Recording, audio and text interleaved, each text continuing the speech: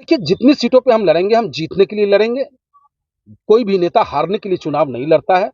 जनता निर्णय लेगी कि जनता को स्वस्थ लोकतंत्र चाहिए, संविधान बचा हुआ चाहिए, या लोकतंत्र का गला घोटना है, वो जनता निर्णय करेगी। जहाँ देश भर में नफरत फैल रही है, वहीं आप मस्जिदों में जा रहे हैं, सभी को हाथ मिला रहे हैं। पर कुछ भी नहीं है। हमसे बेहतर तो वो पंछी है जो कभी मस्जिद में जाके दाना चुगता है और मंदिर में जाके पानी पी लेता है साहब।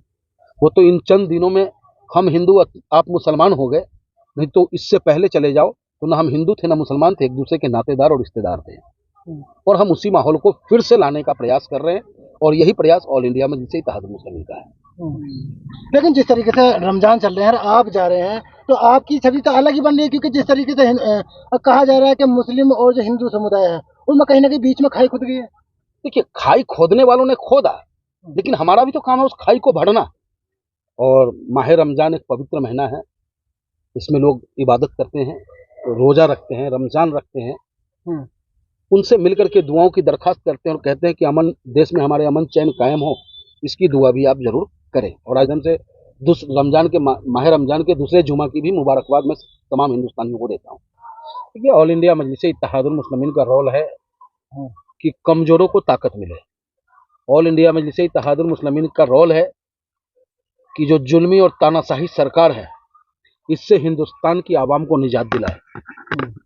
और जैसे जैसे मतदान का समय आता जाएगा, प्रथम चरण से लेकर सप्तमी चरण तक जनता को जगाने का काम हम ऑल इंडिया मजलिस इत्तेहादुल मुस्लिमीन करेंगे।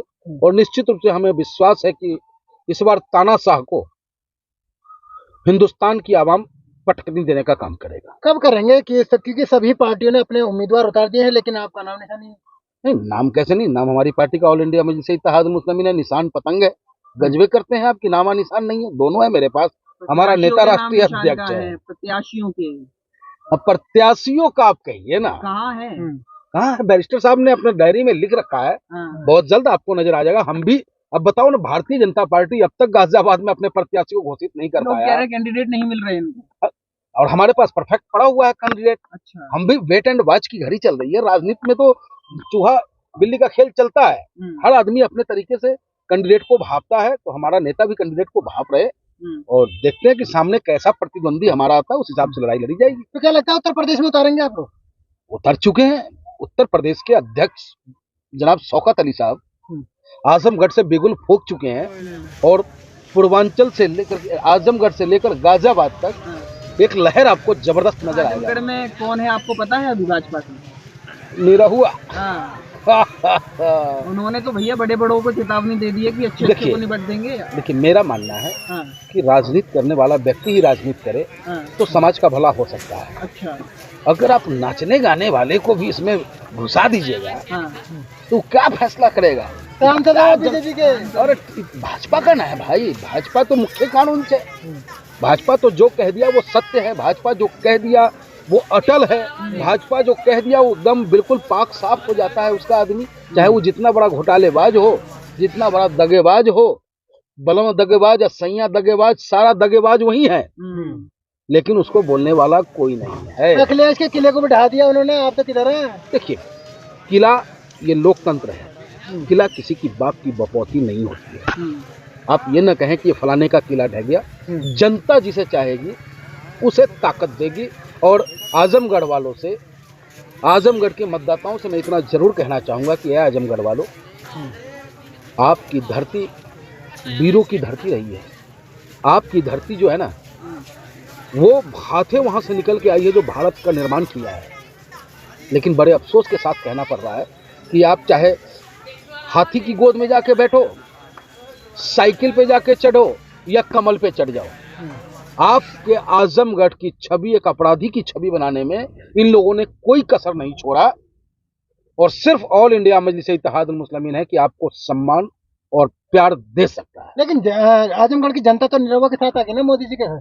देखिए, ऐसे कैसे आप कह देंगे? अरे नाचने कहीं भी नचनिया लगा दीजिए, भीड़ हो जाएगा। अच्छा, बड़ी बात कह रहे हैं। और नचनिया जहाँ खड़ा हो जाएगा वहीं भीड़ खड़ा हो गया। अच्छा, और वोट भी मिल जाता है उनको। देखिए, वोट का एक अलग समीकरण है। अच्छा, लेकिन नाचने गाने के नाम पर तो भीड़ आप अनायासी खड़ी कर लो। अभी कह दो कि हमारे यहाँ सोनाक्षी सिन्हा आ रही है, क्या नाम है, सोनाक्षी सिन्हा नाम ना है, आ रही है, देखिए जगह नहीं मिलेगा आपको रुकने के लिए। लेकिन अगर नेता का नाम अगर किसी का लेकर के भीड़ एकत्रित करना है तो वो सिर्फ एक नेता है, उसका नाम बैरिस्टर असदुद्दीन ओवैसी है। मतलब निरावा को नेता नहीं मानते आप? काहे का नेता? कौन सा नेता? कोई ऐसा काम बताइए उनका। नेता है वहां एक ही नेता है, वो है हमारा नेता शौकत अली, और शौकत अली के साथ वहां की आवाम है। आप देखेंगे लोकसभा चुनाव में वहां हमारा झंडा लहराता हुआ नजर आएगा। मोहन यादव तक उनके साथ आ गए अभी प्रचार में, बीच में उनके सीएम भी उनके साथ अब खड़े हैं। देखिए, एक तरफ तो भाजपा कहती है कि मैं जात की राजनीति नहीं करता, हाँ। और दूसरी तरफ बगैर जात के इनका काम नहीं चलता है। हाँ, जात की राजनीति कोई नहीं करता है तो वो हम नहीं करते, हमारी पार्टी नहीं करता है।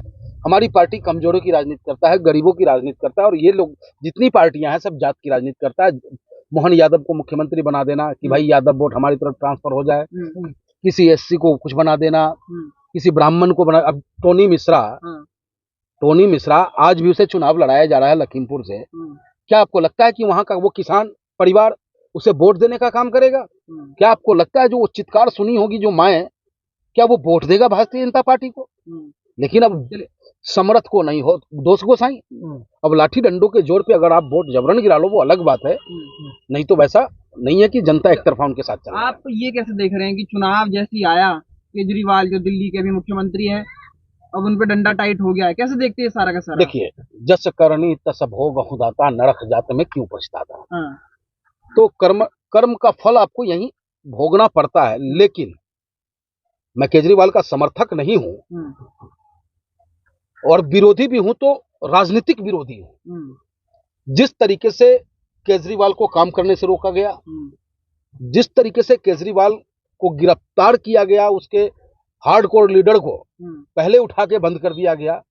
मर्डर के केस में जमानत मिल जाता है, बड़े बड़े अपराधियों को जमानत मिलता है, लेकिन इन राजनीतिक दलों को जमानत न मिलना, इसे उठा के बंद कर देना, तो ये अघोषित इमरजेंसी आप इसे माने, क्योंकि 1975 की इमरजेंसी 77 की तो हमने देखी नहीं, लेकिन ये इमरजेंसी अपनी आंखों से देख रहे हैं हम कि विपक्षियों को खत्म करने के लिए भारतीय जनता पार्टी तानाशाह की पराकाष्ठा को पार कर गई है।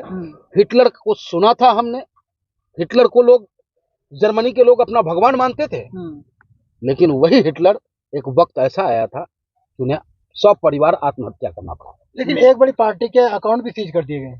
बिल्कुल, यही तो मैं कहना चाह रहा हूं। आखिर ये क्या ऐसी आवश्यकता पड़ गई? क्या लोकतंत्र को खत्म करने की पूरी सोच बना के रखा है आपने? लोकतंत्र तभी जीवित रह सकता है, स्वस्थ रह सकता है, जब विपक्ष नेतृत्व स्वच्छ और ईमानदार हो। तो आपके माध्यम से मैं जरूर कहना चाहूंगा अपने हिंदुस्तान की आवाम से कि विपक्ष का होना बहुत जरूरी है, और ईमानदार विपक्ष नेतृत्व कौन कर सकता है, आप इन सब में एनालिसिस कर ले, चाहे अखिलेश यादव जी हो, राहुल जी हो, तेजस्वी हो, जितनी भी पार्टियां हैं, इन सब में अगर सबसे ईमानदार कोई नेता आपको नजर आएगा तो वो बैरिस्टर असदुद्दीन ओवैसी आएगा। इसलिए जहां कहीं भी पतंग चुनाव चिन्ह नजर आ जाए 7 चरणों में, उस बटन को दबा करके मजबूत विपक्ष देने का आप जरूर काम करें। चलिए ठीक है।